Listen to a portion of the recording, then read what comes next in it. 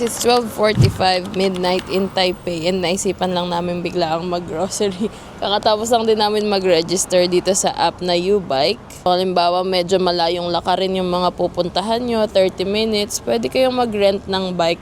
And since tourist kami, our only option was to sign up for a single rental. And for a single rental, you're required to add your CC details tapos deposit siya ng $3,000.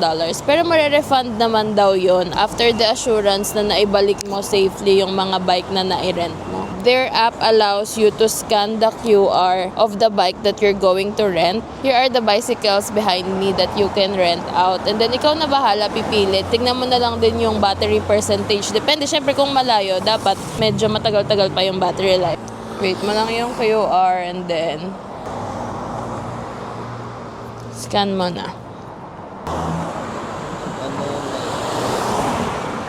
Okay, it should be unlocked like this. Sakay ka na. Mauna na ba ako sa'yo?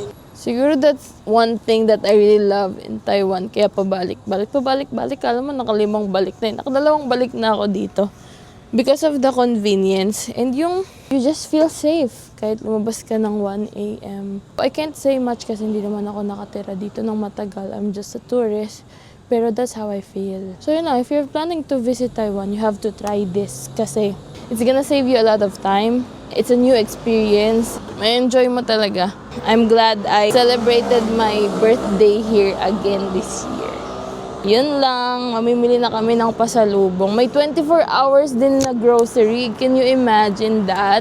Pakita ko lang sa inyo quickly how to return the bike. Medyo familiar na ako dito kasi may ganito sa Dubai. So you just have to dock it in. Once it's locked and it shows thank you, it should show thank you Where? Please empty the basket before you leave. Thank you. That's it. Return successful. Okay, see you later. Sarap mag-bike! Excuse me! Wala yun sa script.